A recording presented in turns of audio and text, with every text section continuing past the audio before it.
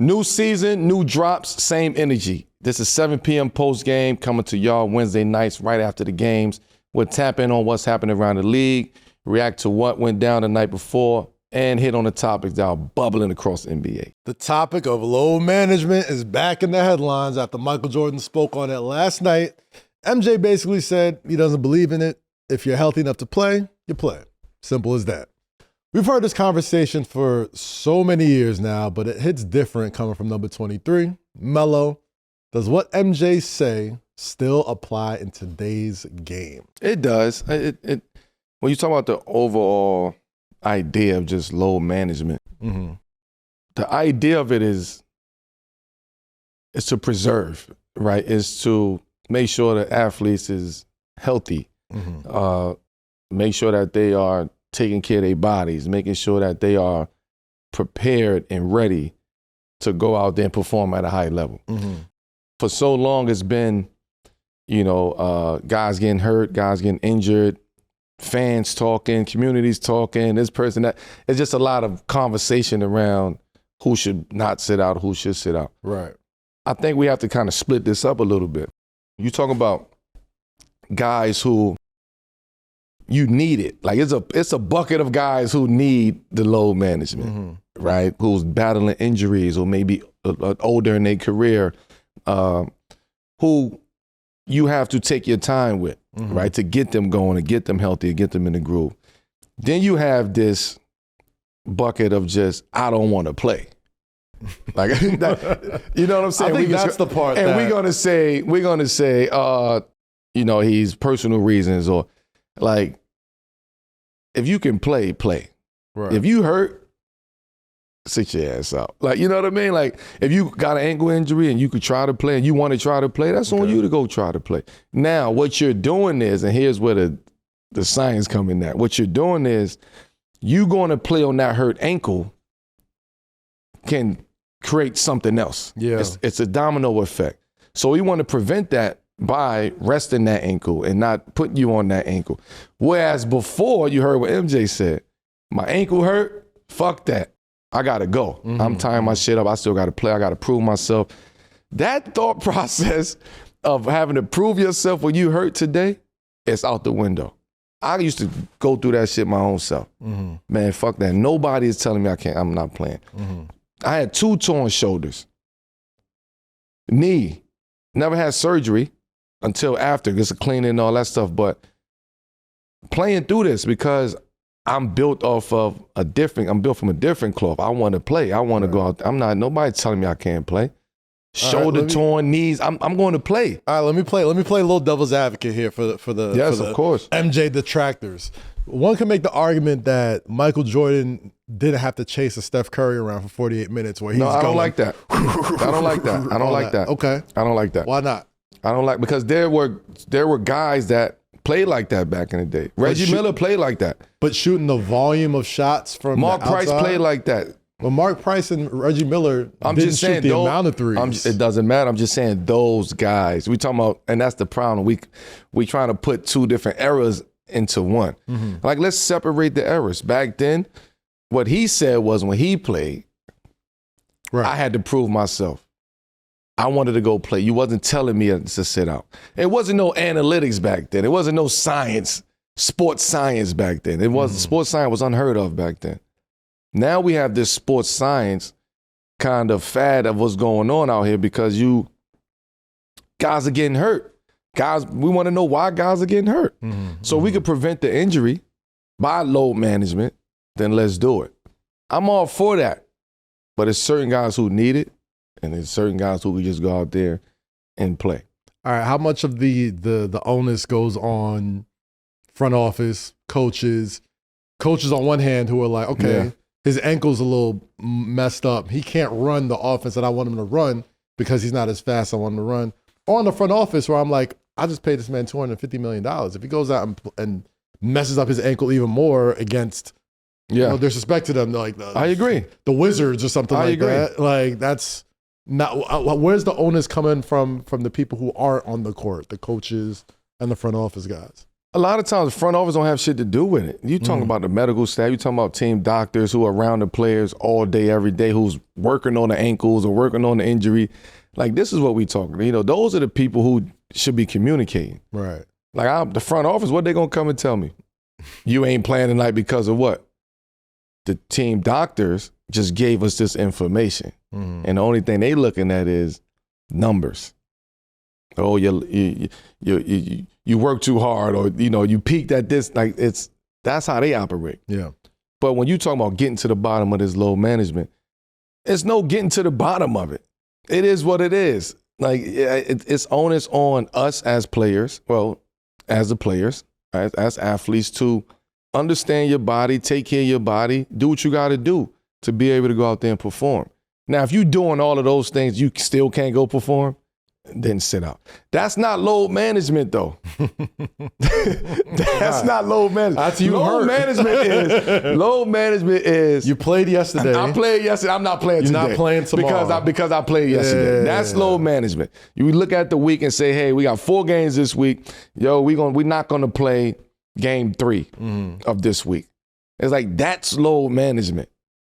That's right, a so whole nother, that's a different type of conversation. So at what point does this come into the program? The toughness, the hardness. When does it come to, like, all right, are you just not tough enough to play all 82 games, mentally or physically? At what point does that come into play, where it's like, okay, we're gonna sit you on this 3rd game of this? It's not even. I don't even think they preach. I don't even think, and I don't know this. Okay.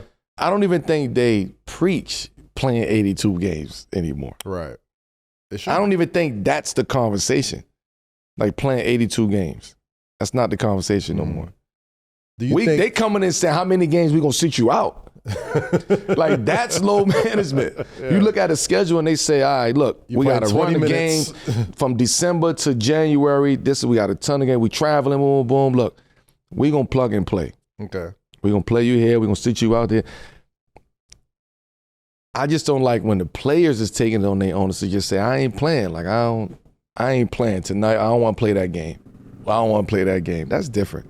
All right. So personally, what's your preference? Do you prefer, or do you rather see a load managed, I'm not playing this game, or minutes restriction where you're like, I'm only playing 25 minutes? Like, I want to play. If I could play, and you're telling me I'm only going to go play, you only gonna play 22 minutes a night. Right. For what? Yeah.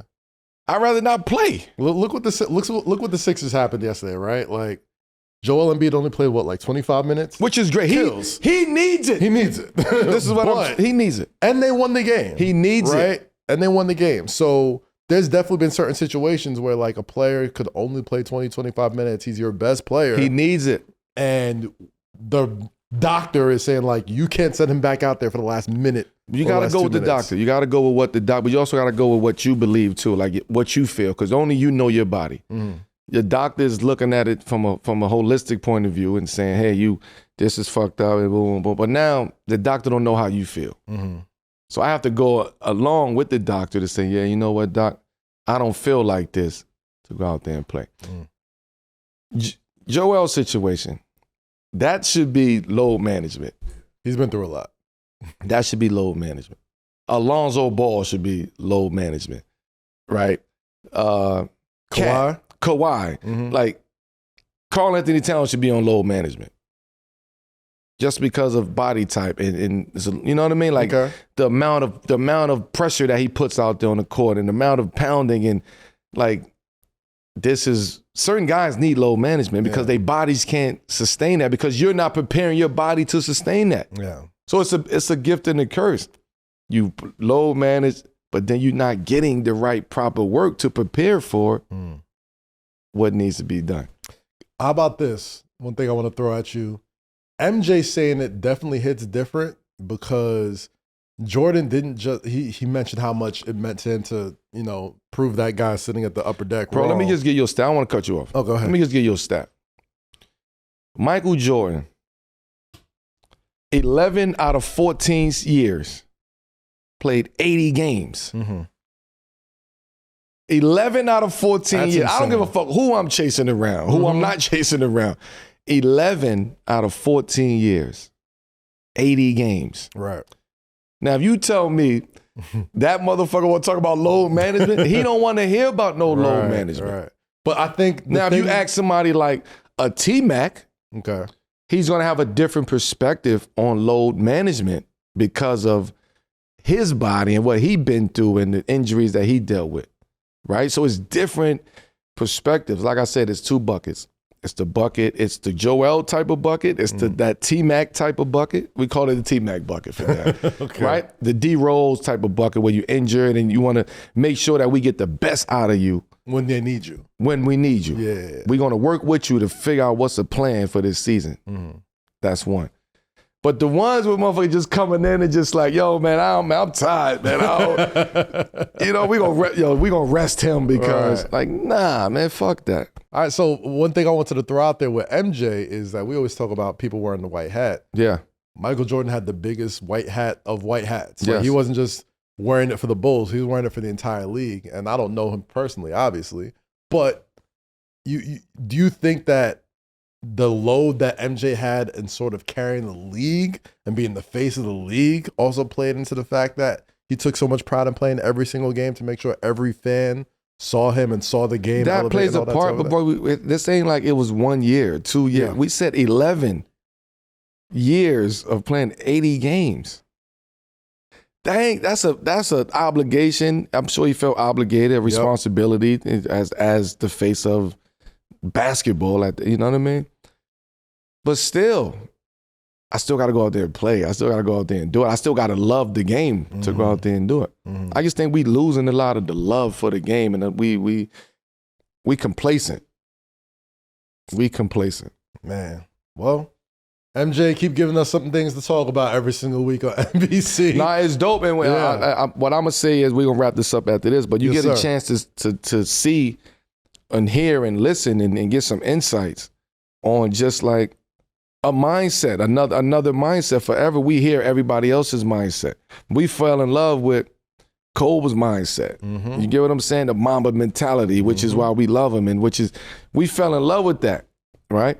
We got a chance to experience the Mamba mentality and him talk about the Mamba mentality. We never got that experience of MJ's talking about his mentality. It was always other people talking about how tough he was and how he locked in and competitive. But now we get to see it. Now you get to hear it coming from him of what it was like playing in that flu game. Yeah. What it was like to carry the league with that responsibility. I read something the other day with Ja, like, man, I never want to be the face of the league. Nobody wants to be the face of the league. Let me just tell you that. Nobody wants to be the face of the league. It's bestowed upon you. It's given to you. Because if you're doing what you're doing and everything is flowing the way it's supposed to be flowing, you naturally going to become the face of the league, right? Yep. You got to earn being the face of the league, bro. This ain't this face. No, you got to earn being the fucking face of the league. The face of the league don't change every 2 years, bro. They don't hand it out. They don't award a new one every year. We done seen faces of the league, and there's been some bad motherfuckers that come through this league. Yeah. And we know who the faces of the league. We talking about going back to Jerry West and Wilt and all of those guys, like Magic, Bird, Dr. J. Like, you know how many players was around that time? Great players that wasn't the face of the league. Plenty of them. Then you got MJ coming in, Isaiah. Like, you got all of these guys. Isaiah was arguably one of the greatest point guards of all time. Never was the face of the league.